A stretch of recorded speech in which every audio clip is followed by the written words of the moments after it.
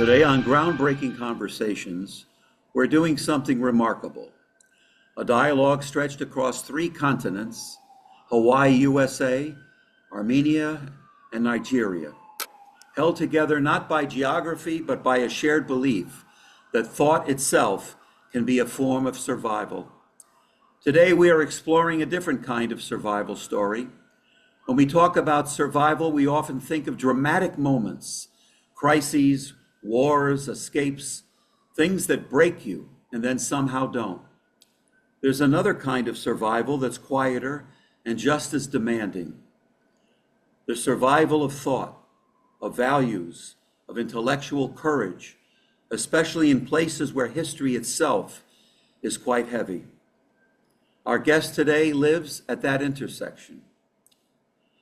Anna Khachian is the executive director and editor-in-chief of Enlight Studies, one of Armenia's most influential independent research and public thought platforms. Titles don't capture what she really does. Anna works with ideas the way others work with infrastructure. She builds spaces where thinking is protected, where speech is intentional, and where action is rooted in conscience. In a region shaped by loss, resilience, and constant transformation, she has chosen a difficult path to believe that ideas matter, that integrity matters, and that leadership without values is not leadership at all.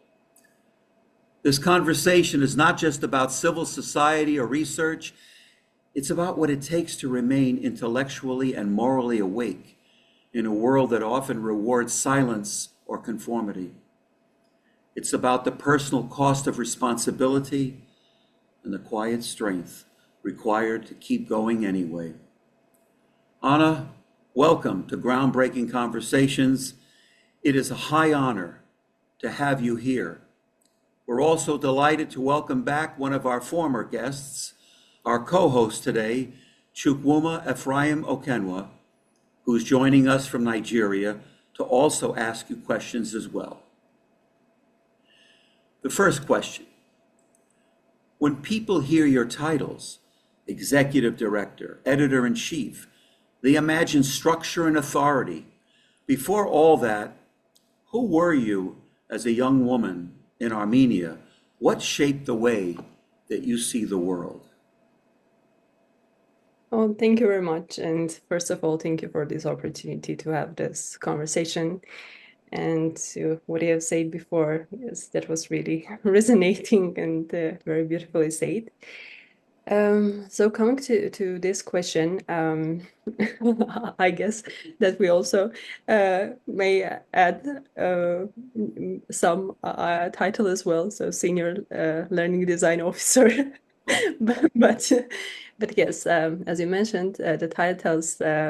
So sometimes I think that our email signatures are more longer than our job descriptions.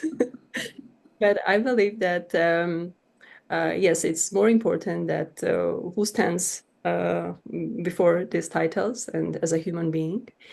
And I believe it's one of the hardest questions to answer who you are.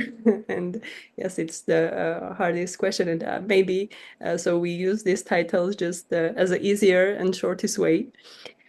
But coming to your question, so as you mentioned, I'm a young woman born and raised in Armenia. With so a country with mountains and sun, a country with history and culture, and also with challenging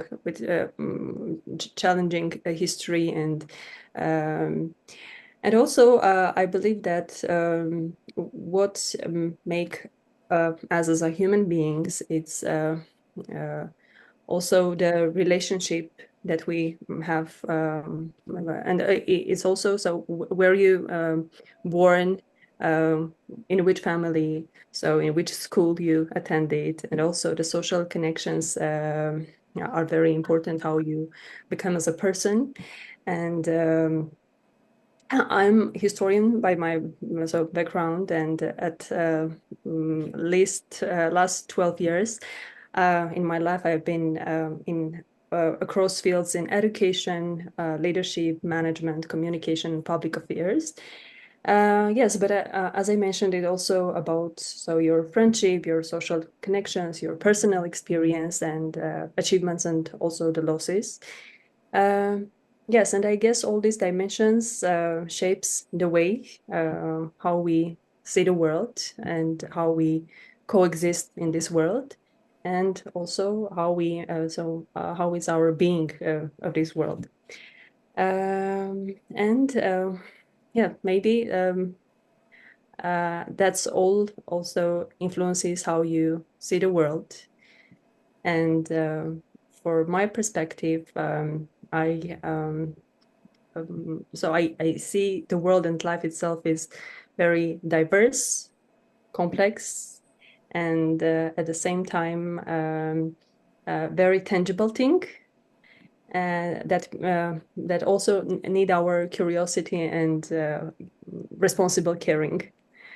Um, maybe yes, that's all. Anna, was there a moment early in your life when you realized that ideas, thinking, questioning, history were not abstract for you, but deeply personal? Yes, I believe there are not just one single moment, but there are a lot of moments, and also it's something ongoing, and it's realization that happens. Then you reflect on that things, and you realize that okay, but maybe I can when I first heard this question, there are some moments come to my mind, and um, uh, and the so I should okay, I will bring one example, and so one moment that coming from my childhood. So it was in 1999 when I was 5 years old, and that was a terrorist attack on the National Assembly in Armenia. So I remember only the images and the fragments from the television and from the newspaper, because my father used to read newspapers, and also the atmosphere. So in around, and at that age, I didn't understand what's going on and what happens. But when I retrospect after, I see that. Um, it was my first encounter with tragedy and with public tragedy, and with idea of death itself. So yeah, and years later, when I studied history and I get more familiar with this, what happens, it was also resonating that I started to think that how your personal biography or that personal moments connected with historical events, and how these certain experiences shape your values, your beliefs, and also even the work that you are doing. And coming from the perspective of ideas, so I also remember when I was a student and I first read Plato, Plato. I just yes, I get emotional, and I just start crying, and so I didn't understand what's going on, and but it was resonating that how the text that written to thousands year before can resonate and can move something inside you, even if you didn't understand the whole text itself. But yes, but it's interesting how the ideas can how we as a person um, um, interconnected with the world. And maybe some one also old habit of mine. I like visit cemeteries, and so where old cemeteries where historical and cultural figures are buried. In Armenia, we have in Yerevan we have Komitas Pantheon, and where Armenian cultural figures rest. And so I used to when I'm traveling, I also used to research so what kind of cemeteries are there. And recently I've been in Berlin, and me and my friend visited the old Berlin cemetery where Hegel, Fichte, Bertolt Brecht, Gunther Gauss, Herbert Marcuse so are buried. And it's not just so that being there and reflecting on that moment, it's gives me an idea that how it's not even important where you have been born. So what is your nationality and what is your religion, but how these thoughts and the ideas that created somewhere from someone's can influence it on you, and how you feel connected with these thoughts, even very intuitive way. So it's not very rational, but in an intuitive way. And I believe that yes, maybe we are just continuers of thinking what others thinks before, and we are the ones who need to um, uh, take care of this legacy and transmit it to next generation. Anna, your answer was deeply moving to me, and I'll tell you why. I believe in divine interventions. I call them coincidences. Everyone who knows me knows I talk about coincidences. When I was a teenager, I read Plato, Aristotle, Socrates. I loved studying about, the Republic, but not just the Republic. I loved learning about ethics and values, morality. And boy, did it start with the three of them. They really had a firm foundation on trying to get humanity to be human and humans to express their humanity. So I loved the fact that you said the interconnectedness, the fact that it's not based on anything other than the fact that the core of who we are is very similar everywhere. It's what we do with the essence of who we are. And I have to tell you, it's really a pleasure to meet you virtually, and I look forward to meeting you in person.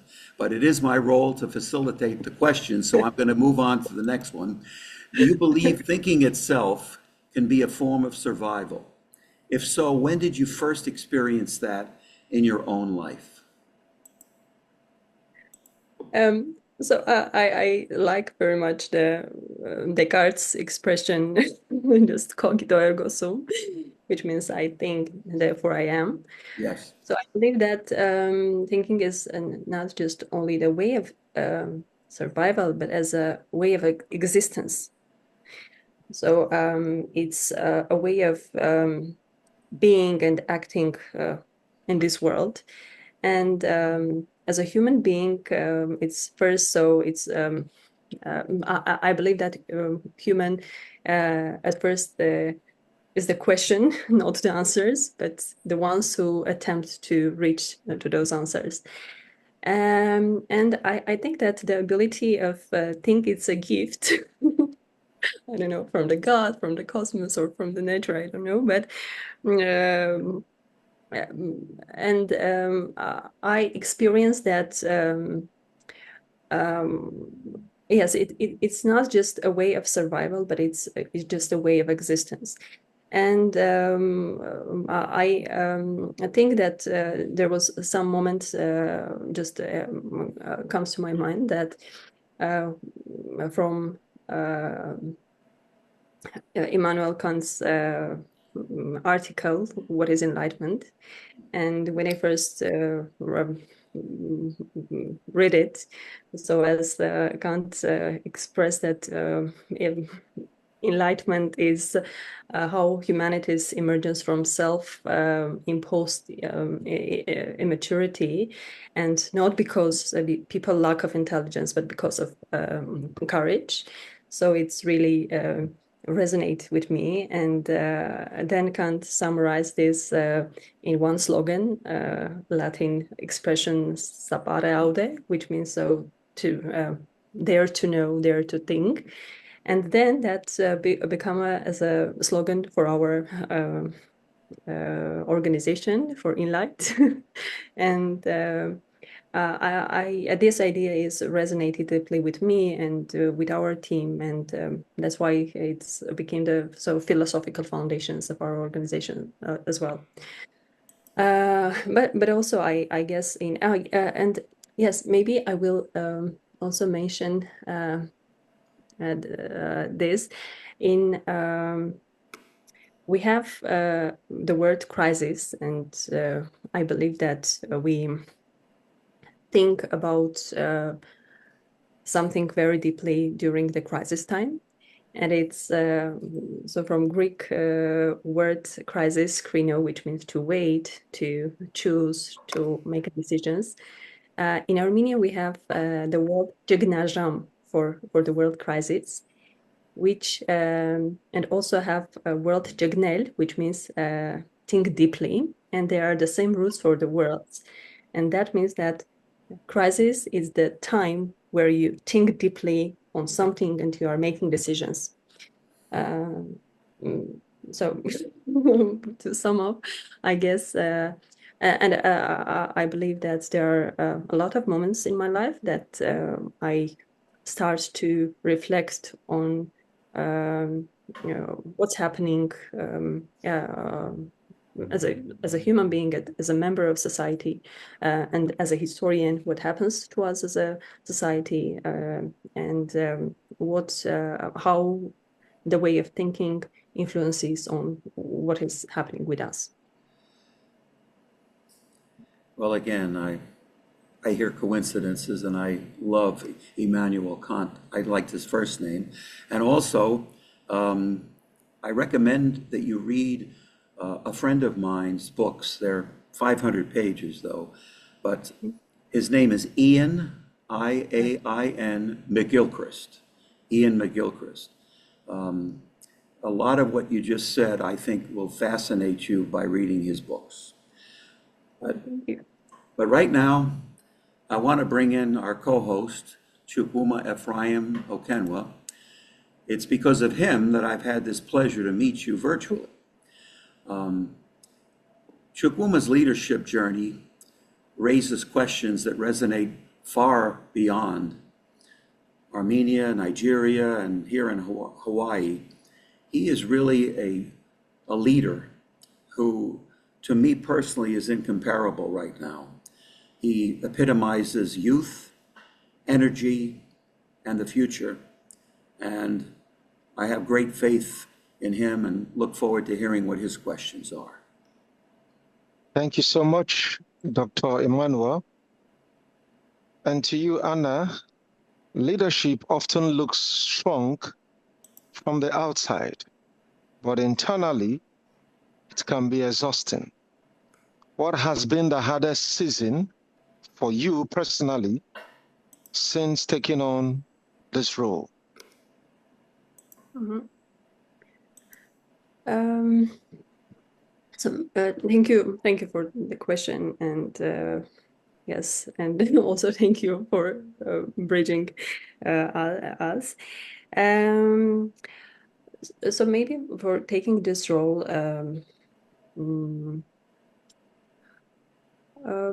so if I think about Enlight, and so it's a public center of young thinkers and professionals. And we start this as an initiative when we were students, and then it became an organization. And this year we are celebrating our 10th anniversary. And as we are, and how we envision leadership and how we see our role at Enlight and our mission is just, we believe that knowledge is something that have the potential to transform and to bring changes. And we think that social thinking and the social thought, we are the ones who need to formulate and function the social thought. So to bring this communication between social parties, and also to develop analytical and research, so thinking, critical thinking in our society. For us as an organization, so Enlight is a voluntary-based organization. It's very unique that everyone, also including me, working there in voluntary basis. So, which means that it is very important to have this strong mission, values, and also this community sense of belonging and sense of community and sense of purpose to continue do this already 10 years and continue do it after.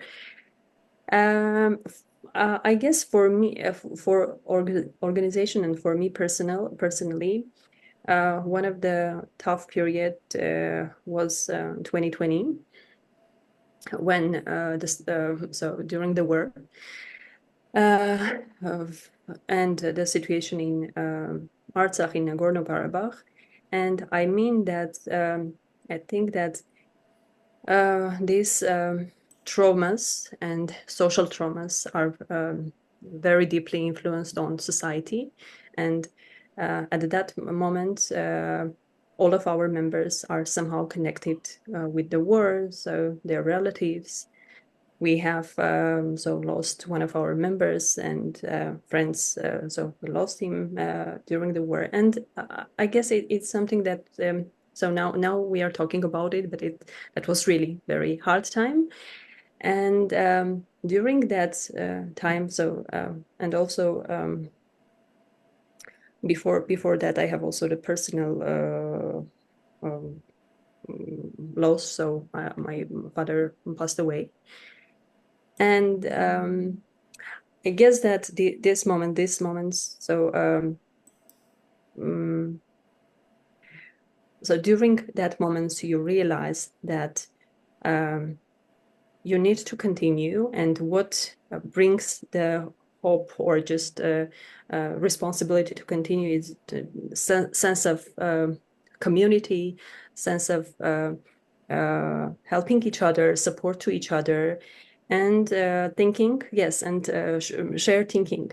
So the way how we think about what's happening, why it's happening, and what we need to do to prevent such things for the next generations. So I believe the hardest moments are also the moments when you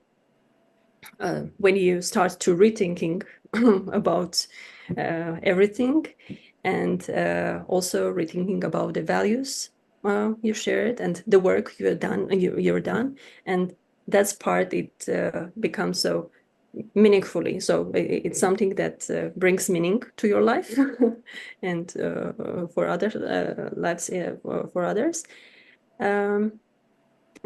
Yes, and also it's important to see the bright sides of all of that, and yes, continue to do something together. So the work you're doing together with purpose and with meaning. So a follow-up question would be, was there ever a moment when you considered stepping away from Enlight or from public work or even Armenia? But then what made you step back? So I guess everyone has such thoughts. So in a moment of overwhelmed, mentally and physically, but in real, that kind of thoughts they disappeared as quickly as there comes.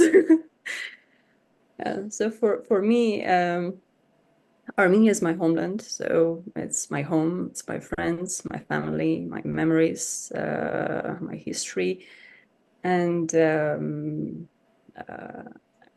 I see myself here, and so I I like travel a lot. For me, it's very important to be connected with the world. But I see myself and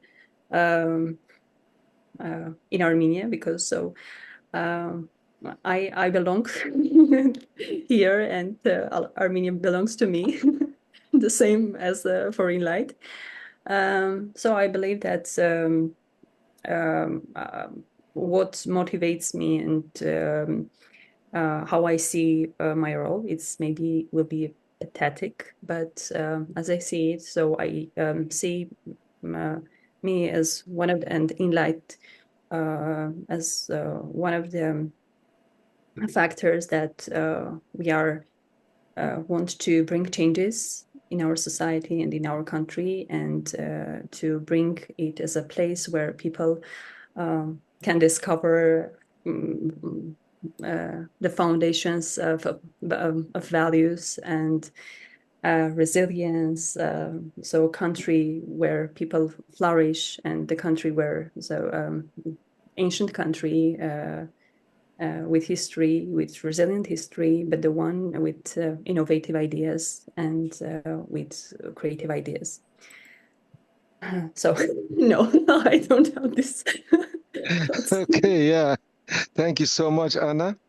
You emphasize honesty and courage as core values. Can you recall a moment when being honest was the harder path, but the one you chose anyway?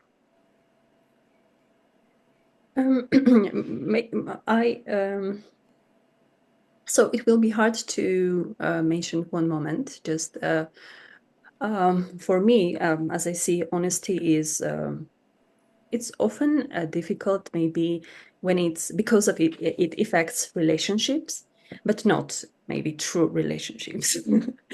And as leaders or as the ones who work with people, I guess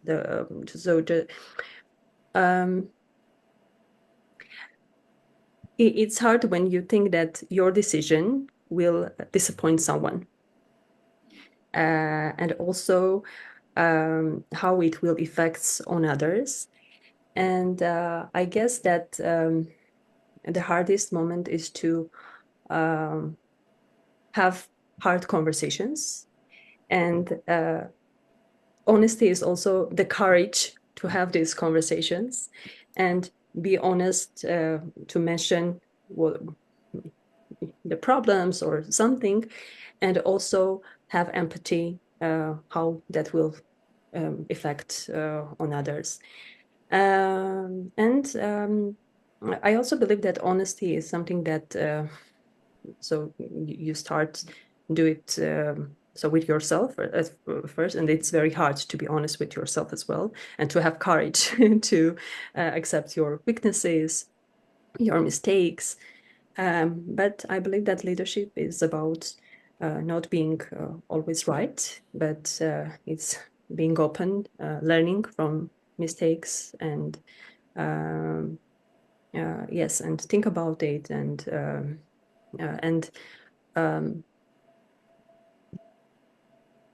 yes, and take actions with these lessons learned. Thank you so much. And at this point, I hand over back to Dr. Perman for the next question. Okay. Anna, you work closely with young thinkers and researchers. What fears or wounds do you see repeating in the next generation? What do you see as giving people hope? How do you give hope? I listen to you, and I hear a very wise person, and I hear a philosopher. I love it. Philosophy is one of my favorite pet peeves. And you're also extremely compassionate. So all of these things combined, those are the things that I talk about that we need in our leaders. But how would you address this with young people, the next generation? Oh, yes, working with young generations, it's something that really so I like most in my work. And recently, just in February, two of our young researchers in our organization defending their PhD thesis, and one in economics and one in law. And it's so watching and witnessing their intellectual growth and academic growth, it's deeply encouraging, and I can say it so for all of our members. I guess that every generation faces, and every generation has its uniqueness and faces its own challenges. And today's generation grows up in the world with rapid technological changes, with uncertainties, with informational overload. But I also see the extraordinary potential in this generation with their curiosity, with their adaptability, and with their global awareness. And I think our responsibility as educators, as leaders, mentors, is not simply transmit knowledge, but to help cultivate the values. And so the critical thinking, the courage, the responsibility to openness to the world. And I believe when those values exist, so every generation finds its own path. And maybe, yes, our role is to help foster this potential and to help young people to become thoughtful citizens and professionals. So we need to think what kind of society and what kind of world we want to have in the future, and how we prepare this generation, how we work with young generation to having those or preparing them for this future. What a fantastic answer. When I hear critical thinking, I'm very happy that you mentioned that. In the 80s, I ran a psychiatric hospital, and my area of expertise is suicidal ideation and suicide in general. And in those days, I think there was a little more critical thinking, to be honest with you. I don't know what's happened. Maybe we depend on AI a lot more than we should, right? But I loved your answer. And so I'm going to conclude with the final answer, and I think you've answered it in so many different ways already. But finally, how has the work changed you, not as a professional, but as a human being? Mm. Oh, yes, thank you for that question. I thought about this question a lot, and I guess the greatest, not yeah, maybe achievements and that I will mention is the people, and through Enlight or my work in education at Tetra Armenia, in other places, I have met an extraordinary people with their values, with their thoughts, with and with them we become as a lifelong friends and collaborators. And I believe that human relationship and shared thinking shape us profoundly. And yeah, so there is a line from Beatles' song "Hey Jude."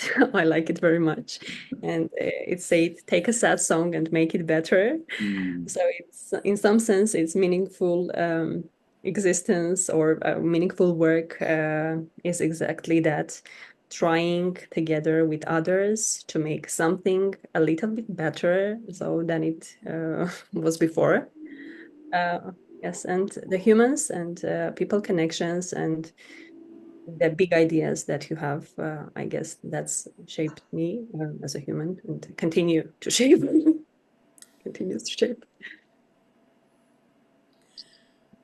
Well, I just want to say that before Chukwuma will give a closing statement, that I love the fact that you mentioned Hey Jude, and it makes me think of All You Need Is Love, another Beatles song. And they had a lot of beautiful lyrics, but I think you hit a home run on that one. Anyway, Chukwuma.